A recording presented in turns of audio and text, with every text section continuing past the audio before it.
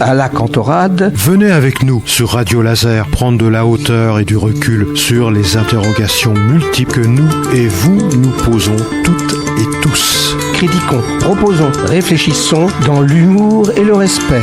Explorez pendant un mois, chaque semaine, un sujet pertinent avec toujours un invité expert. Bonjour à toutes et à tous sur Radio Laser à la Cantorade.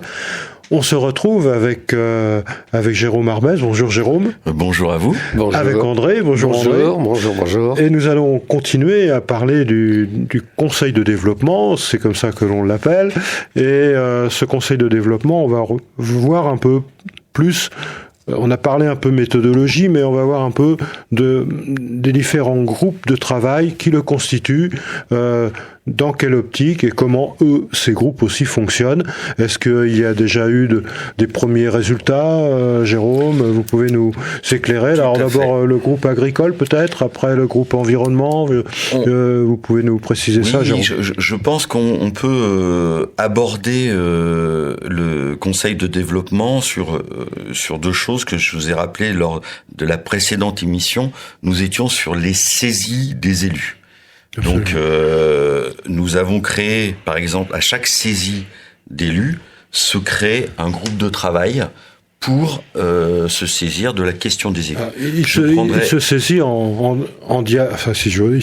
dialogue avec les élus, c'est ça, bien sûr. Non, il se saisit un courrier, exactement. Courrier. Donc, les élus officiellement un courrier en nous demandant de répondre à leurs questions. Nous avons un briefing, soit avec un technicien, soit avec un élu, et nous développons un avis. Je prendrai l'exemple d'un sujet qui est important, qui est le sujet de la mobilité sur le travail l'année dernière, où Wallon de Bretagne Communauté nous a demandé de travailler sur le projet de mobilité de VHBC. Donc ce n'est jamais le conseil de développement qui propose, ce sont toujours les élus qui par un courrier proposent. Alors, nous sommes là sur les saisies des élus et nous sommes sur l'autosaisie aussi. D'accord. Nous avons souhaité, suite à un travail qui avait été fait par mes anciens collègues du conseil de développement et les anciens présidents sur les centres-bourgs, nous avons souhaité développer ce sujet-là au niveau d'une autosaisine sur la place des aînés dans les centres-bourgs. D'accord. Ce qui a créé un groupe qui s'appelle Bien Vieillir. Et là, le but étant que la cité soit partagée par aussi ces personnes-là qui ont collaboré par leur travail, et qui ne doivent pas être à un moment mis à l'écart et doivent toujours participer en retraite. Je crois que d'ailleurs dans ce cadre de ce groupe-là, mon petit doigt me dit qu'il y a eu une enquête qui a été menée auprès des habitants dans ce groupe Bien Vieillir, c'est ça, hein? Exactement. Nous avons eu une stagiaire qui a travaillé pour avoir un rendu de la population sur ces questions de bien vieillir. Travaillé pendant 2-3 mois. 6 mois. Sur les questions de bien vieillir. Donc, on a sorti un sujet.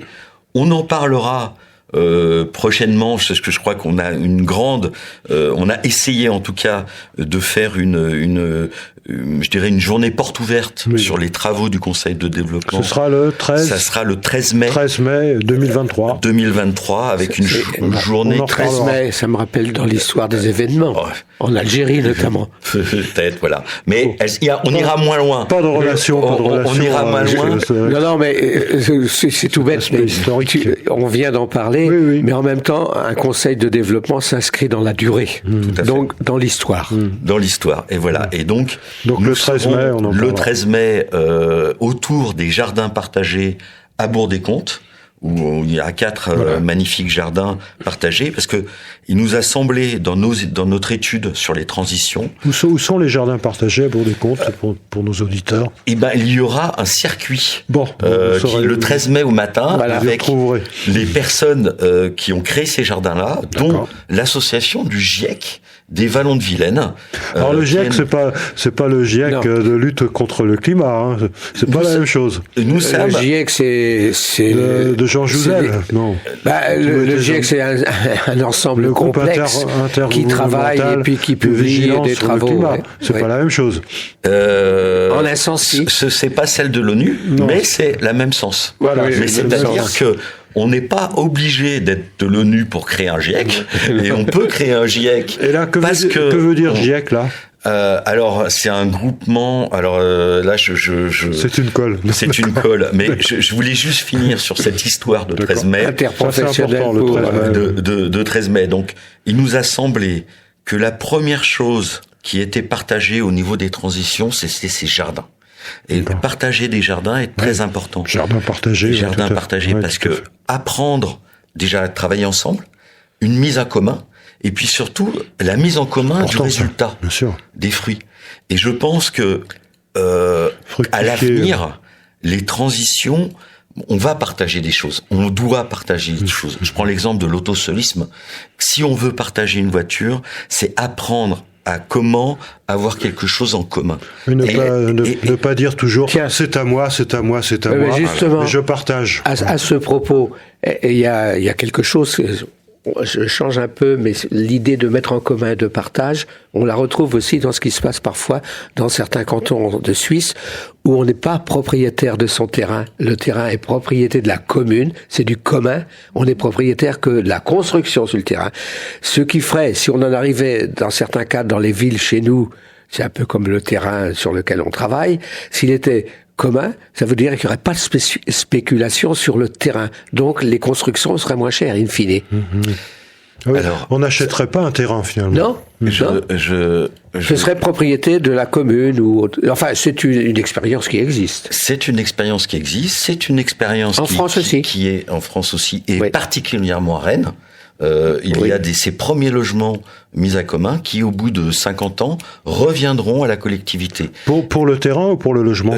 Pour le logement. Ah, ça c'est autre chose. Moi, mais particulièrement, je voulais parler de l'Angleterre.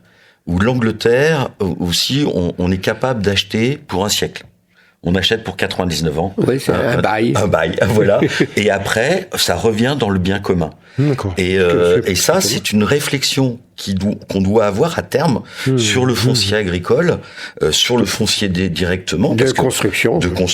Donc c'est pas transmissible de génération en génération. Mais on peut être prioritaire pour le rachat de son logement. Nous avons en France. Mais on le paye moins cher au départ. Voilà, nous avons en France ce bien de la propriété est un bien sacré, et nos voisins anglais ont une autre façon de voir. C'est la représentation de la propriété de la Suisse. Donc là, on était en train de parler des groupes de travail.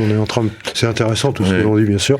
Donc il y aura le 13 mai une sorte de compte-rendu, en quelque sorte, de l'activité de ces groupes de travail dans le cadre des jardins partagés, c'est ça, Jean? Dans le cadre de jardins partagés, nous sommes sur les jardins partagés, nous sommes sur le côté transition, particulièrement sur ces exemples-là, et l'après-midi, nous sommes à un endroit formidable qui s'appelle La Ruche, à Bollon, qui est un tiers-lieu, qui est une ancienne école, qui a été aménagée en lieu ouvert à la population.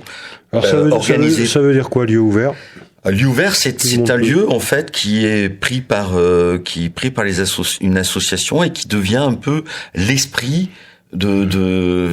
parce que ça vous évoque quelque chose, la MJC, la Maison des Jeunes de la Culture, bien sûr. Il y a 50 ans, ses premières créations, où on a des endroits qui fortement marqués par le catholicisme de gauche à l'époque. Exactement. Et le christianisme, on va pas dire catholicisme. Voilà, christianisme. Et nous avons aussi la croisée avec l'Allemagne, où nous avons les squats autonomes dans ces années 80-90.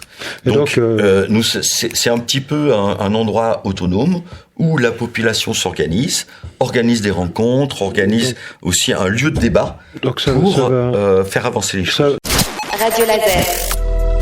Radio Laser. Vous êtes sur Radio Laser. Pour vous, Jérôme, qu'est-ce que l'on entend par transition? Quelle transition? Alors, le Conseil de développement a répondu à un appel à projet pour la région. Oui. C'était quelle est la transition pour les Bretonnes et les Bretons. Mobilisons les Bretonnes et les Bretons pour la transition. Donc, nous avons travaillé sur 4 axes. Transition économique ? Les transitions dans la version générale. Oui, la transition pour la Bretagne. Pas que économique. Hein. Pas que économique. Non, mais et la première. Alors, donc, trois axes, c'est ça ? 4 axes. 4 axes. 4 terrains. Alors, 4 axes. terrains. Lesquels, alors ? Alors, nous avons un terrain qui a été fait avec les étudiants de Rennes 2 sur la transition, sur les exemples de transition sur le territoire. Donc, il y a une définition du mot transition. Oui. Nous avons un excellent livret qui fait, je crois, 40 pages issues de ce travail des étudiants. Et les étudiants donc ont imaginé déjà cette définition et ont travaillé sur un portail, un portail informatique, sur la vision de toutes ces actions-là sur le territoire. Et donc, avec une fiche action, et le but était de repérer ces actions de transition sur le territoire et de les mettre en avant. Donc c'est de la sociologie, c'est de la philosophie, c'est de la géographie. C'est surtout de la description, je crois. On est de l'économie aussi. C'est un peu de tout, là. De ce qui est possible. C'est ce qui est possible, mais c'est surtout incité par l'expérience. Oui, c'est-à-dire qu'on est surtout sur un modèle qui n'est pas issu de qui arrive pas comme ça. La transition, c'est des gens de tous les jours qui la font, et le but étant de montrer ce qu'ils font pour les transitions. Donc ils vont faire des exposés, mettre des communications affichées. Comment ça va se passer ? Donc, ça, c'était notre axe 1 sur les transitions. D'accord. Nous avons eu un axe 2 qui était sur un travail sur la transmission, installation au niveau de l'agriculture avec le CIVAM, parce que nous sommes dans ces transitions aussi agricoles. Alors, qu'est-ce qu'on appelle le CIVAM ? Le CIVAM, c'est un centre d'intérêt de valorisation de l'agriculture. C'est de la valorisation. Valorisation de l'agriculture. Quelle agriculture ? Alors, particulièrement le CIVAM, on est plutôt dans une agriculture bio. C'est-à-dire... c'est maraîcher ? Oui, maraîchère, mais je suis... tous les acronymes, j'aurais dû prendre mon lexique d'acronymes pour tout vous expliquer. Mais je dirais que le CIVAM, qui est en fait une fédération d'associations sur le territoire, sur l'agriculture, particulièrement plutôt raisonnée, vivrière, plus de proximité, a travaillé il y a quelques années avec le Pays de Brocéliande sur un premier projet de transition, et à la demande de Marion qui est maraîchère à la ferme des 5 Sens, et qui fait partie, se trouve où cette ferme ? À Guy-Prix-Messac. C'est ça. Et qui faisait partie du bureau du CIVAM, qui a demandé au Conseil de développement si on pouvait, sur le territoire, faire un peu continuer ce travail qui avait été fait avec le CIVAM et le Pays de Brocéliande, et de l'adapter au territoire du Pays de Vallon-de-Vilaine. Donc, faire un inventaire de ce qui est, et ensuite adapter sur le territoire sur lequel on veut travailler. Faire un inventaire, et puis mettre en avant les choses positives. Nous avons parlé, par exemple, la mise en place des fermes collectives, et ça, c'est très important. Est-ce que ça marche ? Ça marche. Ça marche. L'exemple de la ferme des 5 Samples est un très bon exemple. Ouais. Nous avons parlé aussi des femmes en agriculture.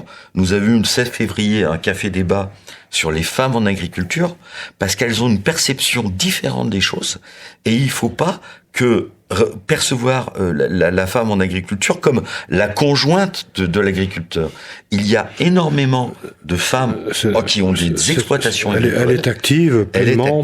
Et surtout... Avec son double travail, s'occuper des enfants, et de la maison. Avec l'homme qui l'aide peut-être aussi quand même un peu quand même. Il n'y en a pas beaucoup. Hein. Je dirais, on est quelque chose qui est très intéressant, parce qu'elles ont une façon de voir les choses différentes. Le cerveau féminin est différent, et je crois que c'est un équilibre entre il y a tout un aspect biologique là. Je ne veux pas rentrer là-dedans, mais je veux juste la sexualisation du cerveau. Ça existe. Les femmes en agriculture ont toujours été un marqueur très important sur le territoire, et je veux pour preuve les ouvriers paysans de la Jeannet qui faisaient la journée un travail ou la nuit un travail à l'usine. Et une partie des femmes faisait le travail des champs. Même lui, quand il revenait de l'usine, il continuait à travailler. Donc, ces femmes ont permis aussi à l'agriculture sur le territoire, pendant que les hommes travaillaient à l'usine, pour éviter cet exode rural dans ces années 60, ont toute leur place. Et je pense qu'il faut leur faire, il faut les remettre à leur place. Voilà. Juste une petite remarque. Ces ouvriers, si on veut, ces paysans ouvriers, ça a été aussi une volonté du patronat de l'époque de ne pas s'installer dans des zones où il y avait des traditions ouvrières à travers le développement des syndicats, etc. Donc la Bretagne s'y prêtait formidablement. C'est une des raisons, pas la seule, mais une des raisons pour lesquelles Citroën s'est installé autour de Rennes et a recruté non pas du personnel dans Rennes même, mais dans les campagnes. Dans les environs. Oui, dans les campagnes. Oh, jusqu'en Loire-Atlantique. Oui, loin. Dans le Côte d'Armor. Oui, des Côtes d'Armor, l'île des bus. Qui allaient les chercher dans les Côtes d'Armor. Ah oui, c'était c'est quelque chose d'assez organisé, très organisé. Pas limité à l'île-et-Vilaine, quoi. Ce n'était pas limité. Et non, je vous rappelle, surtout pas à l'île-et-Vilaine, autour de Rennes. Et je vous rappelle une chose qui était très importante, et qui est toujours très importante. Nous sommes 3 millions en Bretagne, et nous nourrissons 13 millions de personnes. Donc, la Bretagne est aussi le grenier alimentaire de la France. Et si, à cette époque des années 60, l'exode rural de tous ces paysans, nous sommes ce grenier, nous servons à manger aussi aux villes, à la ville de Rennes, à Paris et tout. Donc là, on se retrouvait pour la France avec un énorme souci de nos paysans qui ne pouvaient plus produire à manger pour le reste de la France. Voilà. Donc ce travail sur les transitions au niveau de l'agriculture, ça c'était une transition. C'est aussi une vraie transition. Et on a dans notre mémoire et dans nos expériences toutes ces transitions-là en Bretagne. Et je trouve très bien que le Conseil régional nous permette, nous, Conseil de développement, société civile organisée, d'y réfléchir pour co-construire avec eux sur des bases d'expérience aussi, ce qui passait, l'avenir. Donc, avec un horizon. Donc là, on est sur le deuxième axe, toujours. Voilà, sur transition agricole. Sur cette transition agricole. Le troisième axe a été sur les déchets. C'est-à-dire qu'il y a eu une vraie réflexion de la part de citoyens qui ont demandé comment faire percevoir aux enfants la réduction des déchets et une transition sans déchets. Pour les déchets, c'était une demande aussi des élus ou ça a été une autosaisie on est plutôt sur une demande de la population. Demande de la population qui sont venus nous voir. C'est important, ça. Qui sont venus nous voir en nous disant est-ce que vous pouvez traiter du problème des déchets et surtout cette nouvelle génération de lui apprendre, les bons gestes et de faire prendre conscience. Voilà, des choses. Et donc là, une révolution mentale. Le travail a avancé, tant apparemment déjà pour les transitions agricoles. Et pour la transition au niveau des déchets, le travail a avancé aussi. Le travail était fini. Il est fini. Voilà. Il est fini. On a fait des réunions. Enfin, on a fait tout un travail d'ailleurs à Radio Laser qui est venu. Oui, Radio Laser était partenaire. Qui est partenaire aussi sur le déchet, où on a fait à Saint-Snou. Il y avait un Hyper Café.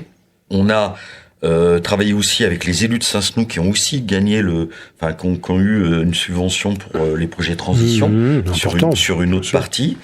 Et nous avons travaillé à RCA en Lamé aussi, et nous avons fait avec une artiste plasticienne qui s'appelle Valérie Galerne, Mister Robot, fait de tous les déchets qui portent un cube d'1 mètre cube de déchets, que les enfants ont fait.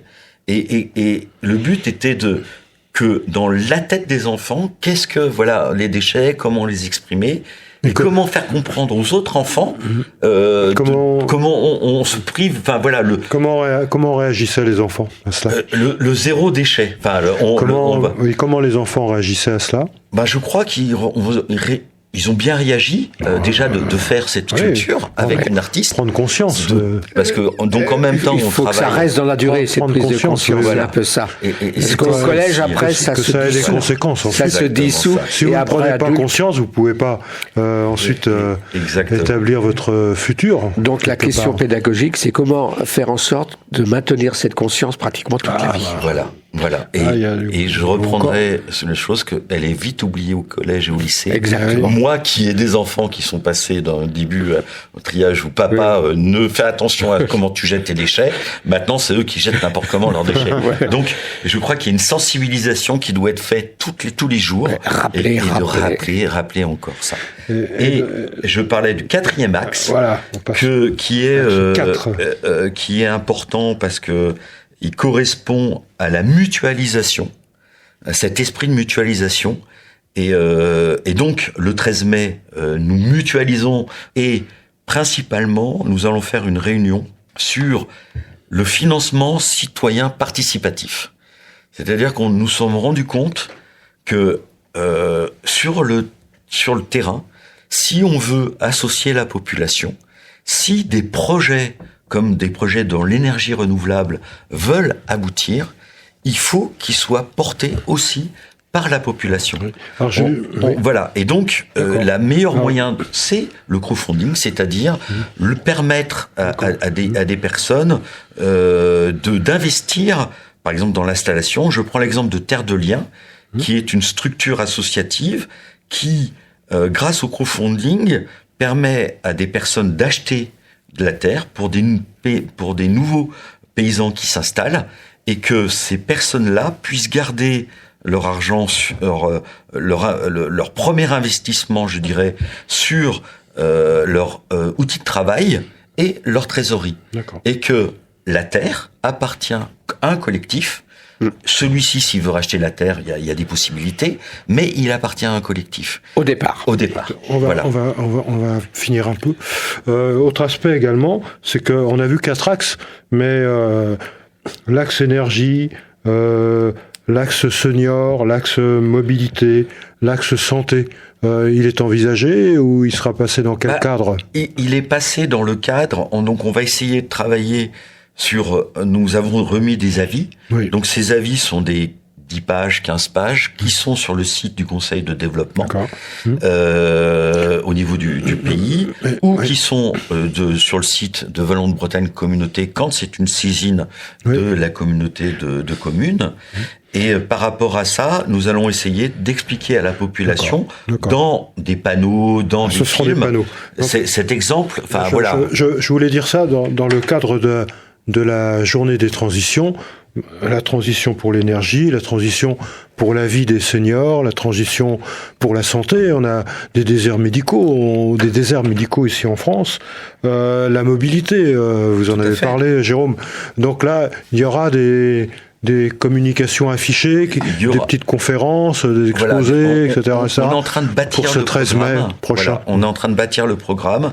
Donc, on voulait une exposition un peu statique qui puisse se déplacer aussi au gré dans des médiathèques, des panneaux peuvent se déplacer éventuellement, bien sûr. Et on aura aussi des membres du Conseil de développement qui seront là pour répondre aux gens qui pourraient se poser des questions. Et le but est aussi, je vais pas faire mon sergent recruteur, mais allons-y, engagez-vous dans le Conseil de développement, parce que je pense que si on a envie faut s'engager, d'exprimer sa voix. Le fait de le faire au café, au comptoir ou devant sa télé, c'est pas la même chose. C'est pas la même chose que débattre avec des autres personnes. Au café, c'est bien aussi parce qu'on peut se payer un coup. Voilà. Enfin, échanger, c'est super important, avec des conclusions et des propositions qui sont faites. Oui, j'aurais juste une petite remarque à faire. Parce que pas beaucoup de temps. A été absent dans notre débat, mais ça c'était normal. C'est la dimension industrielle des affaires, parce qu'on parle pas d'industrie, on parle d'artisanat, on parle pas d'industrie. C'est ça que je voulais dire. On parle pas d'agriculture industrielle. C'est pas le débat. Là, on va pas avoir le temps. Non, je sais. Je voudrais juste mettre le débat vous permettre d'être en accord. Merci. Pour vous dire que les transitions, c'est aussi la transition, pas industrielle, mais la remise en avant du développement des territoires ruraux. Je prendrai juste l'exemple de la création d'hydrogène au niveau de l'agriculture. Oui, ça se fait. Et c'est-à-dire quelle énergie pour demain pour les agriculteurs. Notamment pour fabriquer de l'hydrogène. Et pour il en faut de l'énergie vert. Ouais, voilà. Il en faut de l'énergie. Et donc, là, on recroise aussi une chose, c'est que on évolue dans un monde qui doit aussi prendre en compte ça. Quelle énergie qu'on aura demain. Parce que je vous rappelle que... C'est un axe prévu, l'énergie, c'est ce qu'on Tout disait à fait. Donc, effectivement, l'industrie. Radio Laser. Radio Laser. Vous êtes sur Radio Laser. L'exemple de mon article que j'avais eu le 30 mars, qui était produit le 30 mars sur Thierry Baudet, président du CESE, la crise de la démocratie couve depuis longtemps. Et je pense qu'il est très important d'écouter les gens. Et quand on a une verticalité au niveau du pouvoir, quand on a un problème d'écoute, quand on a un problème avec les corps intermédiaires, je crois que le président du CESE, en disant ça, essaye... Il a mis le point sur quelque chose d'important, le doigt sur quelque chose d'important. Aux élus qu'on ne peut pas faire sans la population. Et que la population doit co-construire aussi les choses avec eux. En bref, il ne suffit pas d'élire des représentants, il faut être en dialogue avec eux, c'est ça? Il faut être en dialogue. Mais il faut des structures intermédiaires quand même. Ah oui, il faut on va les élire, bien sûr. Et surtout, ce que je voudrais dire, c'est que je remets en aucun cas en cause l'élection des élus. C'est la base de la démocratie. Oui, il faut. Nous choisissons nos représentants. Bien sûr. Et à partir de là, la démocratie, je pense que c'est la plus belle chose qui existe. Absolument. Mais c'est un combat de tous les jours. On a quand même cette chance un peu en Europe encore d'avoir. Il y a une deuxième base de la démocratie, le citoyen. Voilà. Oui, mais enfin bon. Ah bah si. Mais ça va de soi. Non, ça va pas de soi. Mais dans le mot démocratie, forcément, intrinsèquement, tu as le mot citoyen, non? Non. Non, bon démos, t'as Est-ce que tu peux avoir une démocratie sans citoyen? Ça, ce sera un gros... Non, le problème, c'est pas... on peut définir le citoyen et puis considérer que voilà des citoyens quand ils votent, mais c'est une définition abstraite. Non, mais un citoyen, c'est quelqu'un qui échange. Quelques secondes, je voudrais juste vous rappeler que j'étais présent avec les élus le 10 mars à la préfecture de région, à Rennes, donc récemment, contre le projet de nouvelles lignes grande vitesse sur le territoire. Le préfet où le secrétaire général de la préfecture a reçu nos élus, leur a dit que leur mobilisation était bien, mobiliser des élus c'était bien. Il y avait beaucoup d'organisations d'agriculture, de syndicats agricoles, tous les syndicats étaient représentés, Confédération paysanne, FDSEA, FNSEA. Nous avions aussi des partis politiques qui étaient représentés et cette personne à la préfecture a dit à nos élus: c'est très bien, mais la prochaine fois, essayez aussi de mobiliser la population. Oui, ça, parce que c'est important. Bien sûr, voilà, c'est de faire prendre conscience et que de faire prendre conscience à ce qu'il en avait. Et on arrive au problème de concertation sur cette nouvelle ligne LGV, où la concertation avec la population et les citoyens, la population, les citoyens, voire les élus, a été, comment dirais-je, est passé sous les radars. Voilà. Non, mais on va pas faire un débat là-dessus, mais on en avait déjà parlé, André. Oui. C'est quoi un citoyen? Voilà, c'est toujours la difficulté centrale. Un débat à remener. Juste la différence entre le CESE, le Césaire et les conseils de développement, c'est que le citoyen dans les conseils de développement a vraiment une place à part. Et vraiment pèse sur ces conseils de développement parce que c'est une autre façon d'être différent et de représenter en local la population. En bref, donc n'hésitez pas, contactez le conseil de développement. Allez sur Internet. Allez sur Internet. Il est ouvert. Oui, voilà. Il est ouvert et je moyen pense que rapide et dans un premier temps. Et rappelez-vous ce qu'a dit Jérôme tout à l'heure en citant Thierry Baudet, c'est ça ? Thierry Baudet. Qui disait que la crise de la démocratie, elle existe depuis longtemps et que il va falloir prendre peut-être plus en compte. À l'époque de Socrate, elle existait. D'un échange les élus et les citoyens, peut-être. 5e siècle avant Jésus-Christ. Enfin, peut-être, sûrement d'ailleurs. Hein. Non, mais je crois que la participation au vote décroît depuis des décennies, mais quel que soit ce niveau de participation, comment l'expliquer, Jérôme? Comment notre l'expliquer, système Jérôme institutionnel fonctionne. Ouais. Comment expliquer que finalement la participation aux élections diminue? Je voudrais pas vous citer un exemple qu'on l'a vu récemment, mais quand on dit je gouvernerai différemment et que sur un projet de loi aussi important que les retraites, qui avait une mobilisation importante dans la rue, sous des versions vraiment pacifiques. Et là, je voudrais le dire. Et quand on en arrive, je dirais, à passer en force et faire que notre première institution démocratique, qui est notre Parlement, on peut dire, soit mise au banc, ça pose problème. Merci beaucoup, Jérôme. Merci, André. Merci, jeune homme. Voilà. Alors, en tout cas, je remercie les gens du GIEC à Boule-des-Comptes et les gens de la Russe d'inviter le Conseil de développement. Et c'est aussi une manière de travailler avec eux, de co-construire avec la population en mettant en avant des initiatives locales. Ok, merci à eux. Merci à vous. Et merci encore de votre invitation. Avec plaisir. Et donc, bonne fin de week-end à toutes et à tous. Prenez soin de vous. Portez-vous bien. Essayez de bien transiter du mieux possible. Portez-vous bien comme citoyen. Exactement. Voilà. Merci beaucoup encore à vous. Au revoir. Au revoir.